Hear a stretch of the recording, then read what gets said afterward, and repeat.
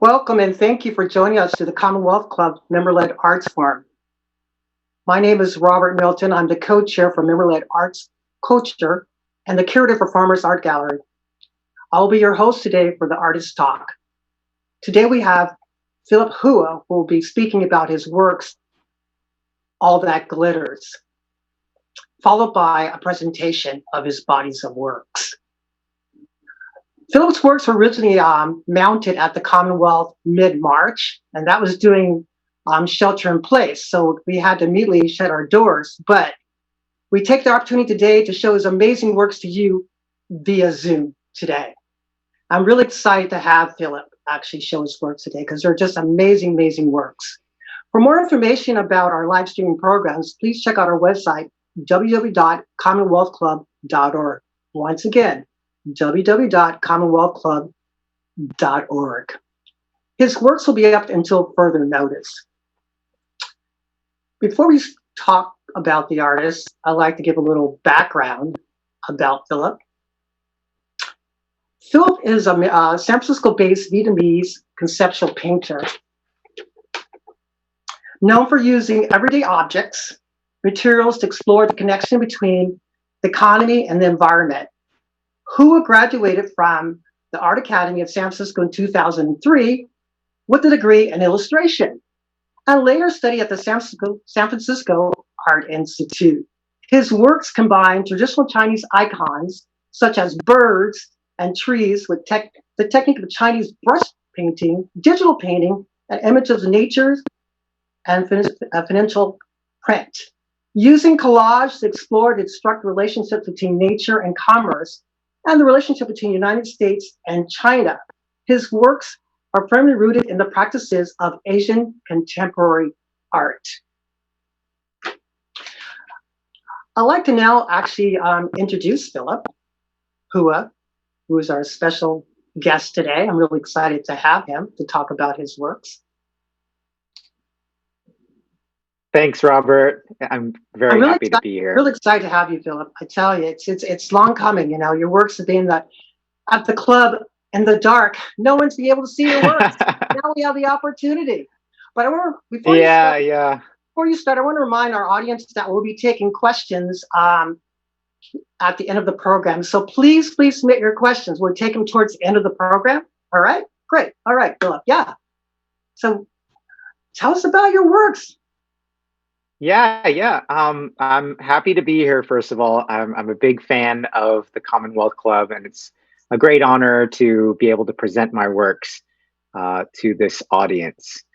Um, I have a presentation ready, and Uh-huh. I'd like to tell you about those bodies of work. If now's a good time. All right, go for it. All right, great. So I'm going to go ahead and share my screen. Okay.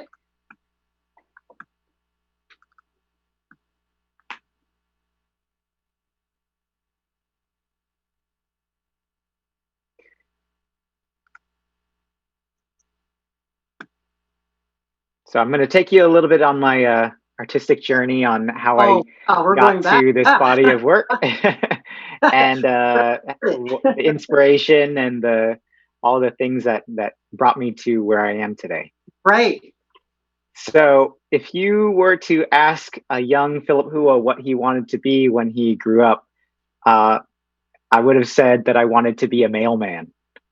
And not because I had any particular fondness for the postal service or for delivering mail, but so that I could catch bugs on my route. Okay. This was something that I was really interested in because when I was a kid, I grew up with my aunts and uncles who were at least 10 years older than me, and for their high school biology project, they had to catch bugs and pin them.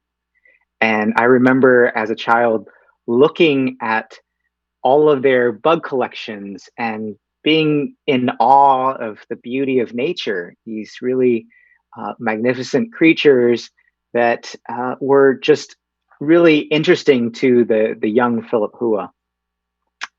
So much so that I started to catch my own bugs. I would catch the bugs and make my own net, catch the bugs and pin them. And there's a real artistry to pinning bugs. It in itself is there's a craftsmanship to it.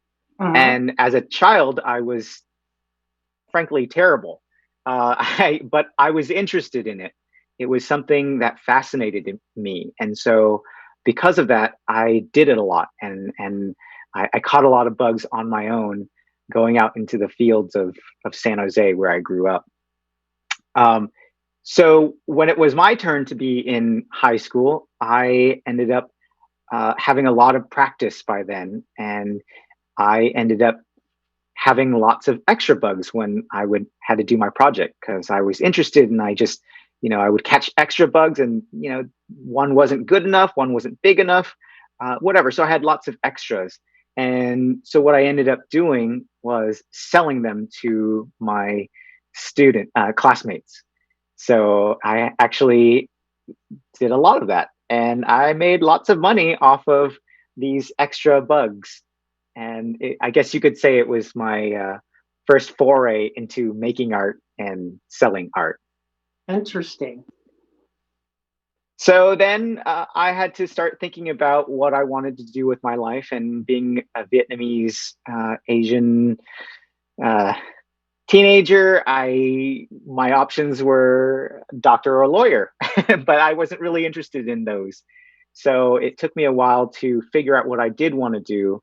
I had taken some art classes in high school and didn't know exactly what I wanted to do. So I ended up going to community college to try to figure that out. And I took more art classes there as well as general education. And when I took the art class, one of the teachers said to me, you're really good at this. You should think about doing this. And so that's what I decided to do. It really just took somebody to tell me what to do with my life. And I said, yeah, that's what I wanted to do. So I ended up enrolling in the Academy of Art college at that time, now university, majoring in illustration because I was really interested in telling visual stories.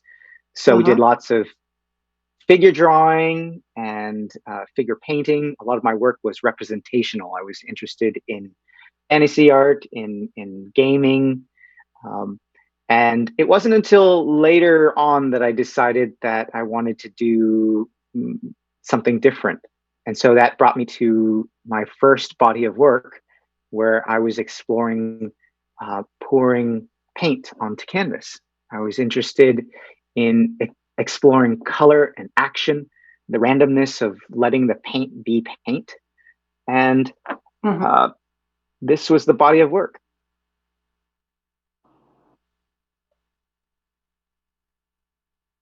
Sort of has that feel of Jackson Pollock, that action painting, look to Yes, it. it manifested itself to me because while I was there, I was witnessing this enormous economic growth and development. You know, China, Beijing at the time was constructing a lot of new buildings. They were preparing for the 2008 Olympics, but at the same time, with all this economic growth, there was this environmental decay, and that dichotomy of these two forces at play at the same time inspired me to change direction in my work. And I started to become more concerned with issues around the environment. You know, growing up in San Jose, when before it was Silicon Valley, it was a lot of fields and orchards and hillsides. And I remember just wandering through all of that. And a lot of those places today are now replaced with development. So those issues inspired my next body of work, which I called deconstruction paintings. And with this body of work, my palette changed and my process changed. My palette became more subdued. My process became more of adding and subtracting at the same time as a representation, a metaphor for the environmental, the economic growth that I saw and the environmental decay, both at the same time. So I would draw with pencil and graphite, and then I'd erase it. I'd collage paper and cardboard, and then I'd tear it off. I would paint with iron, and then I'd let it rust. So there was this back and forth, this additive and subtractive process that I was doing that symbolized economic growth and environmental decay for me.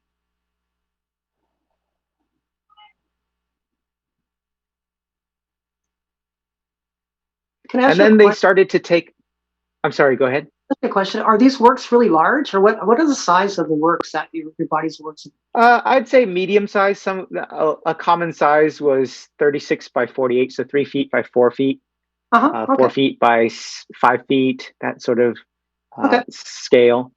All right, thank you. So they started to take on a little bit of a landscape feel because I was really still at the same time channeling the process of growth and decay and additive and subtractive, but then they started to become a little bit more figurative. There started to be more of abstract landscapes.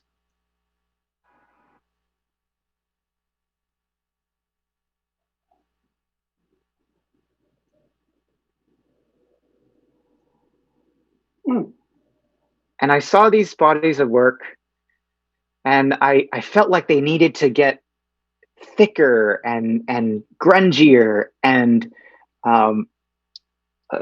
they more three-dimensional. And then I went to a show, and I saw that Anselm Kiefer was doing exactly what I wanted to do.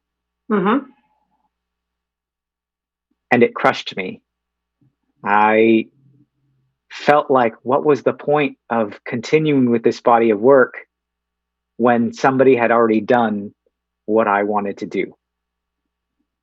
So that sort of forced me to rethink what I wanted to do and where I wanted to go with my work. And that's when I started to work on the next body of work called Reaction. And with Reaction, I was thinking about how our interactions these days were a hybrid of digital and analog, in person, physical, and digital, especially through texting and through social media.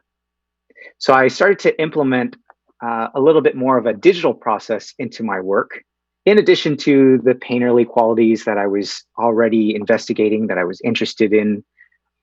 And so I moved a little bit more into representation. And so I Mm-hmm. started to think about the same concepts of the environment, but looking at them through a different prism. And this idea of the environment and our relationship to it, and what were the causes of the growth, and what could the image of decay look like?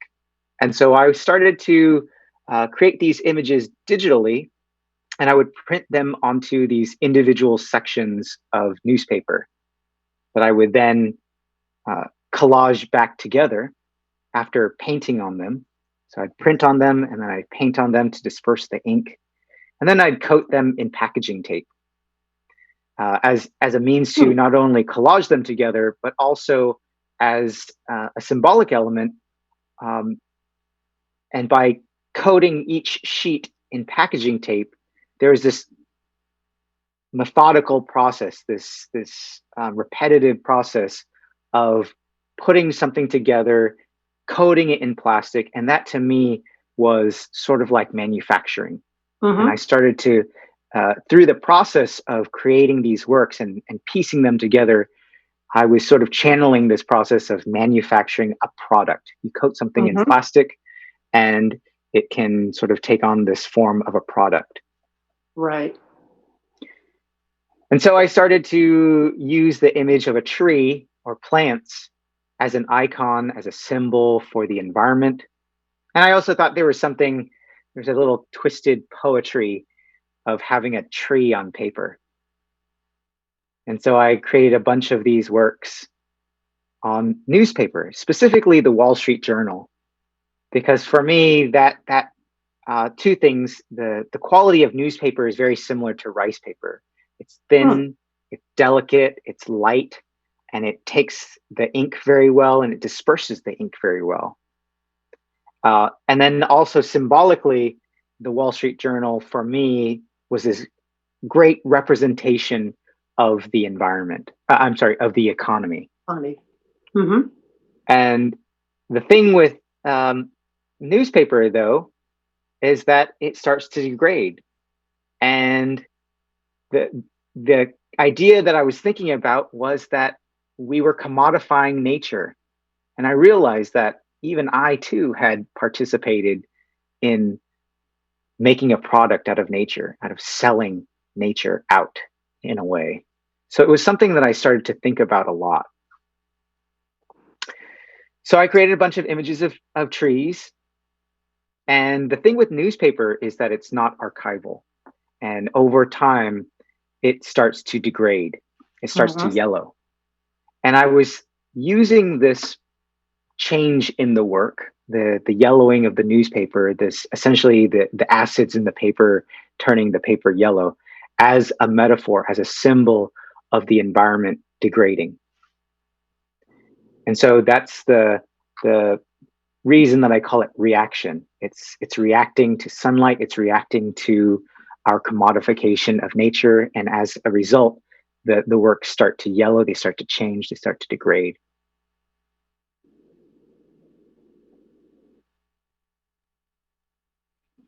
So after making a lot of trees, I started to think, okay, what do I do next? How else can I explore this theme? What else can I do to keep it interesting for myself and also my audience? So I started to think about what other imagery I could work with. In my grandma's house, there's a lot of Asian art. In a lot of my family's houses, my aunts and uncles, my cousins, my friends of my parents, they had a lot of brush painting in their homes. They hung it on the walls, and I remember looking at them and finding those compositions quite beautiful. So I started to research Chinese brush painting and what was the thinking behind it? What was the reasons that they chose these certain symbols? And I found that what they were doing was they were meditating on the role of nature. They would observe nature while painting it, and essentially communing with nature and thinking about what was our role with nature.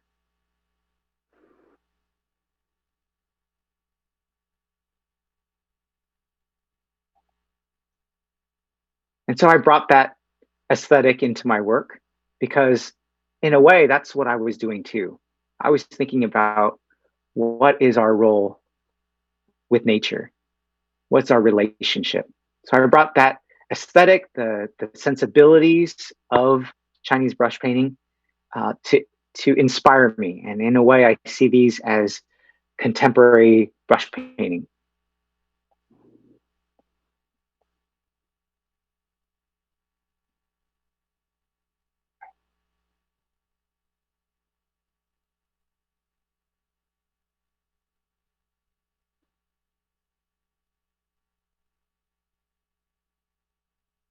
So with these works, I would print out individual sections, and you can see they have different dot sizes in one section to the next. So I would print them individually and then piece them back together.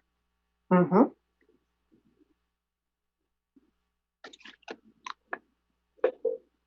And what I liked about this body of work was that it was a synthesis of all these different modes of seeing and representing the world, the outside world. It incorporated photography, painting, printing through the dots, and pixels through the squares. And there's all these ways, and it was a synthesis of all these different ways, all these modes of representation, all rolled into one.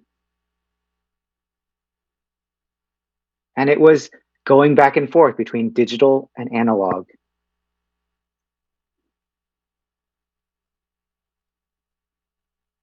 And again, so I started to think about evolution and what would I do next, and how could I change this body of work and explore, because I think all artists at some point get a little restless and they want to keep exploring, keep evolving. So I taught myself how to gold leaf. And the thing with gold leaf is that it's used a lot, or gold is used a lot in Asian art, as well as a lot of art. It's a way of symbolizing wealth or value, and making it valuable to people. But the thing that I was interested in was the symbolism of gold and how it could be used as a sign of wealth. So I started to incorporate that into my next body of work, which was All That Glitters. Yes. The difference here, though, is that I'm using imitation gold leaf. It's not real gold leaf, because the materials are sort of a symbol of this illusion of gold. It's an illusion of wealth, and it's a false perception of abundance. And in relationship to the environment, it sort of is the misconception that nature is abundant and there's this endless supply.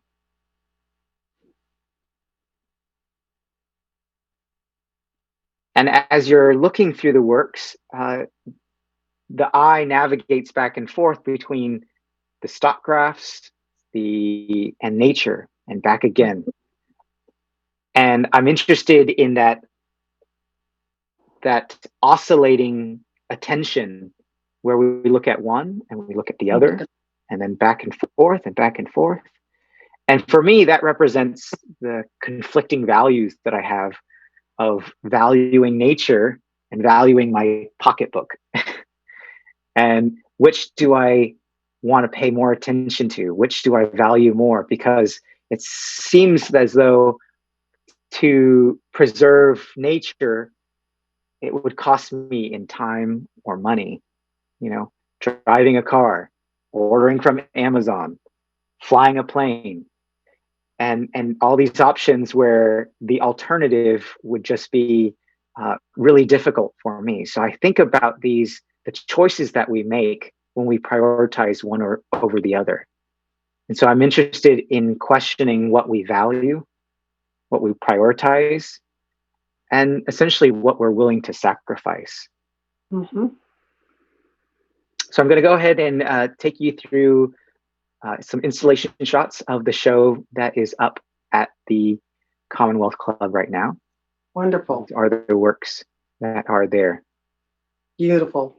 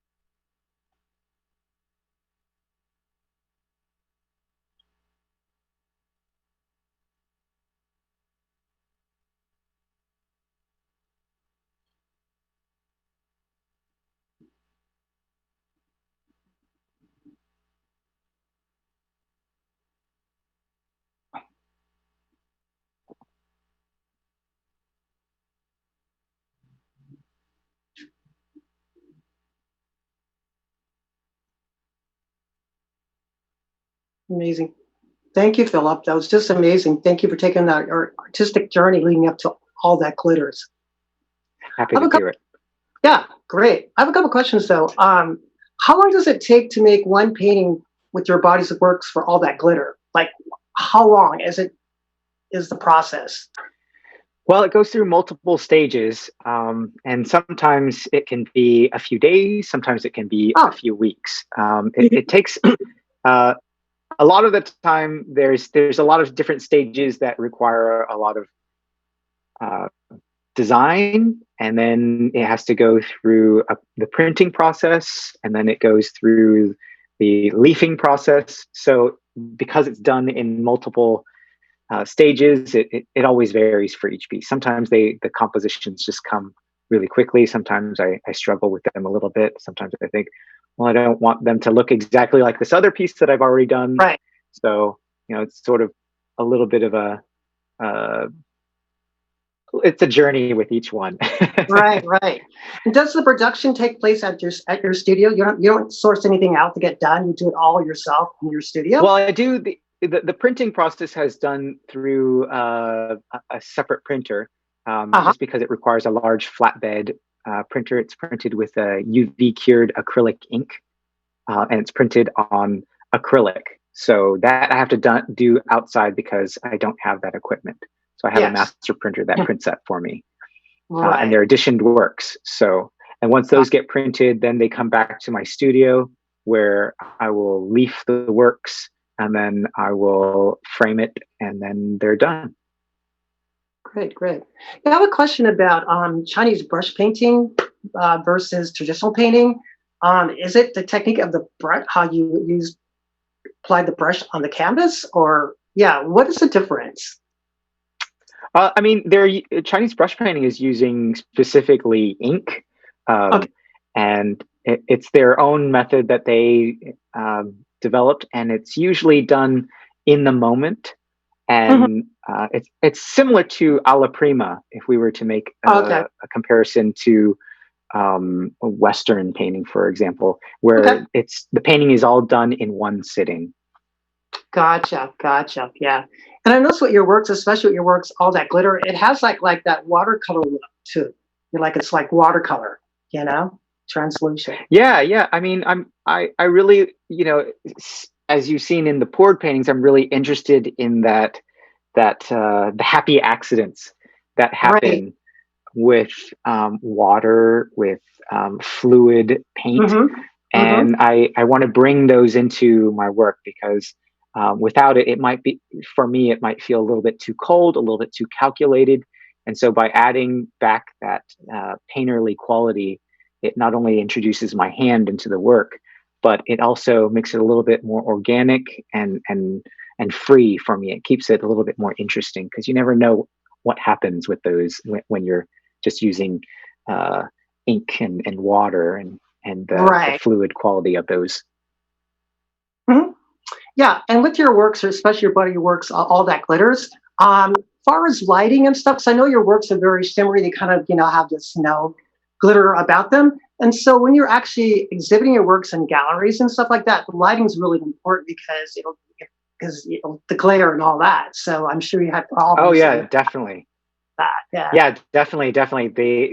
In fact, photographing them is quite a nightmare, just because Mhm. they're shiny, they're reflective. Right. Sometimes they're on Right. a dark background, and so it can be quite challenging to document them. So I usually find just lighting is so important because in the right lighting, the works can be luminous, or if it's in poor lighting, they just look really dim because Damn. Did it. they're not reflecting the light, and they look really dark.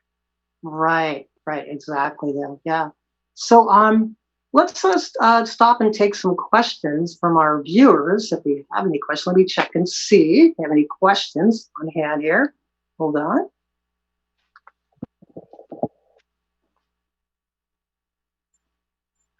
Oh, yes, we have some questions from Ann Smith, one of the co-chairs of Art Farm. Hi, Ann, how are you? Ann's question: was medium for Chinese brush work watercolor? Well, it was ink, so they Was made it? their own type of ink and pigment with. I mean, I guess you could call it watercolor, but Yeah, it was pan colors that they would dip in. It's very similar to watercolor, yeah. and you know, also ink as well. Okay. And she has a second question as well. Is the art that you have on display at the club for sale? Do you have your art on display elsewhere in the city? Yes, they are Yes, for it is. sale. Yes, you can Yes. contact Robert. You can contact me. They are definitely for sale, and you can buy them. Yes, you can um, buy your I own one. yes, yes. Um, I'm going to be in a show in addition to the Commonwealth Club. I will be in a group show at 111 Minna Gallery this Friday. It's called The Virtual. It's a Return. I'll only have one.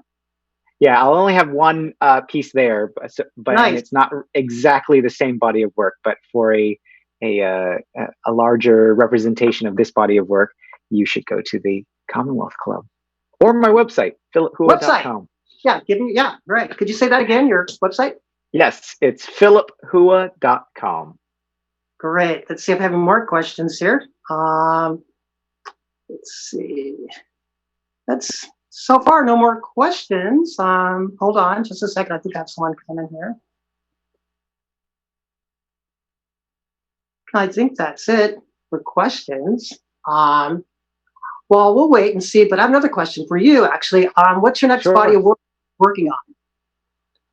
Any new works? So Any work? I'm always sort of playing around and experimenting with different things. But Mhm. right now, I'm focused on a public art commission that I'm doing for the San Francisco Arts Commission and the Oh, wow. Southeast Community Center in the Yes. Bayview. So I was commissioned to do a public artwork there, and that work is similar in materials, in that I'm using gold leaf, 22 karat gold leaf this time, Oh, wow. and the imagery is of six African American community activists who were responsible for the community center opening. So it's a mural that honors them, and I wanted to use gold leaf just to lionize them. I wanted to make Right. them heroic and Yes. important. Important. And especially these days, I think it's really important to not only value community activism and the need to be involved in your community, but also just recognizing the hard work that people who don't normally get recognized are doing. Doing So in I'm the working community. on that. Mm-hmm. It's going in the Southeast Community Center in the Bayview. I'm Okay. also working on a public art commission for BART that is in the works, and it's supposed to be installed sometime next year in the 19th Street Oakland BART station. Oh yeah, I know. So Yeah. two public art commissions that are in the pipeline, as well as some private commissions that I'm working on.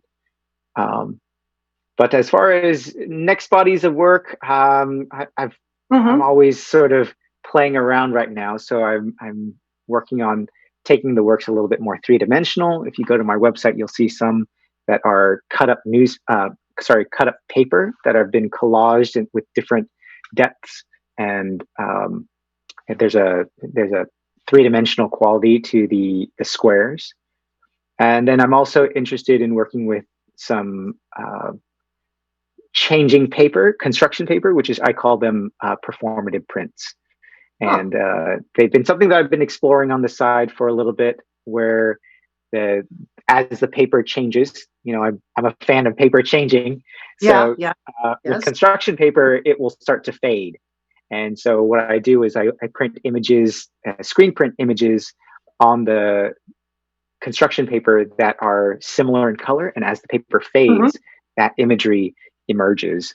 So I'm working on exploring that more sometimes in the future. But keeping up with just all the work that I have right now is enough for me. I think you're going to be busy till 2021. Yeah, definitely, definitely. You got your plate full there. Yeah. I have a few more questions for you, Philip. Sure, sure. Yeah, if you don't mind, actually. Do you see art as a powerful force for social change and how we see, understand our world? I hope so. I mean, at least that's what I see for myself. Mm-hmm. I think all artists have something to say. They want to express something about themselves, about their Mm-hmm. observations of the world, and I think it certainly can be.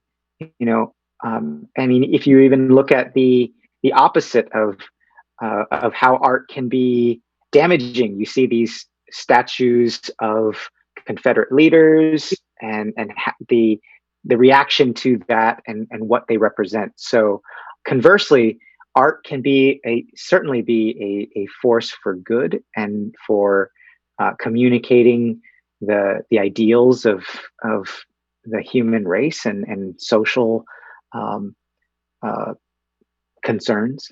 So Mm-hmm. I hope so. I hope that art can be that force for good and change. Yeah, because I see artists as social agents for change in our societies. Besides giving form to the intangible or document historical events, artists makes us think about and force us to think about a reality, and also reveal what's hidden in the world. Yeah. And yeah. The other question is, COVID. How's it impacted you, as far as an artist? So for me, it hasn't changed too much for me. I spent a lot of time in the studio before COVID. I'm spending a lot of Oh, time now in the studio during COVID, and right. I'll probably spend a lot of time in the studio after COVID. And I suspect that there's a lot of artists that are doing the same. But for me, I feel very fortunate that nobody that I know, I'm sorry, I should clarify, no one that is really close to me has gotten COVID. I certainly know people who have gotten COVID. They have family and friends who've died from COVID. Mm, But for me, fortunately, it hasn't impacted me too much. I'm spending a mhm. lot of time home, and there's it's almost nice to just be able to slow down a little bit, and sort of. But I do miss people. I miss my community. I Imagine. miss friends. I miss hugs. I miss Right. dancing Right. with with strangers. So there, in some ways it's good. In some ways, I'm hoping for a light at the end of the tunnel. Yeah, it gives us a chance to reset, kind of, get ready for what's next, basically. Yeah, I mean, again, I feel very fortunate. I know there are artists out there that are full time. They're relying on the paychecks or the sales of art, Right. and who Just knows? exposure. Yeah, they have studio rent, they have a mortgage, they have rent, they have families to feed. So it can be really challenging if your market suddenly dries up. You know, Right, on the right. flip side, I feel like as there are more people who are able to work from home and they're spending a lot of time at home, maybe they feel like they want their home to be nicer. Maybe they Mhm. want beautiful things around them during this dark time, and maybe they want to support the arts by having more art in their home. Right. And fortunately, I'm lucky by having a few commissions to help with that. Mhm. So it's a mixed bag. It's a mixed It bag. is true. It truly is a mixed bag. A lot of the storefronts that you see in the communities are actually gives artists a chance to get their works out there. Is the storefronts are their canvas, basically getting their works out there, getting exposure that way. Which I think is great. Yeah, I remember in 2009 there was this program through the San Francisco Arts Commission where they Hmm. commissioned artists to put installations in these empty storefronts along mid market. And I I'm remember thankful that. to be one of those artists where we put art into those storefronts. We vitalized um, those empty storefronts, and then they ended up getting a Hmm. lot of new renters in there. So I hope that there is some sort of return to that thinking of how art can be a way to stimulate the economy, Yes. to bring back small businesses to these blighted storefronts, and then also just to beautify and bring hope and beauty to people who are living with the blight around them. Hmm. Exactly. Right. I agree. Yes. Any last words, Philip? Any last comments you want to say or anything about your art? Vote. Oh, well, yes, Vote. yes, And that is important. and we're all in this together, I mean, Yes, we are. one of the things that we can all do is just wear a mask. I find Yes, the pushback against masks mind-boggling, that a way to be patriotic and to a little sacrifice to help the community and the greater good can be so simple as wearing a very mask. I mean, it's important. not, I mean, it doesn't really hurt you to put on a mask, and it does so much for your community and the people around you. And I just don't understand why we all can't just come together as a country and do the patriotic thing for our country and simply cover our faces with a piece of cloth. I Oh, don't understand it. So I'm with you yeah. there. I'm with you there for sure. All right, Philip, I want to thank you for sharing your works with us and talking about your works, and especially take us through that artistic journey that leads up to all that glitters. Because I remember Thank actually you when I so first saw you. much. Yeah, I remember when I first saw your works. I think it was in the spring, actually, at Open Studios at 1895 Bryant Street. That's when I first actually saw you. 1890, yes. 1890, yeah, Bryant Street. I was just so struck by your works, though. Yeah, but thank you. Thank you. Thank you. That whole community has so many talented artists in Oh that yeah, building. And shout out to Artspan for putting the whole program exactly. of art open studios on. There's just really empowering artists to They take initiative and take control of their careers. exactly though. Yes. I also want to thank our viewing audience today, and thank you very much. I hope you got something out of this, a deeper understanding, appreciation for Philip Hu's works. Once again, my name is Robert Melton. And to learn more about our program, live stream programs, visit us at www.commonwealthclub.org. Till next time, be well. All right. Thank you.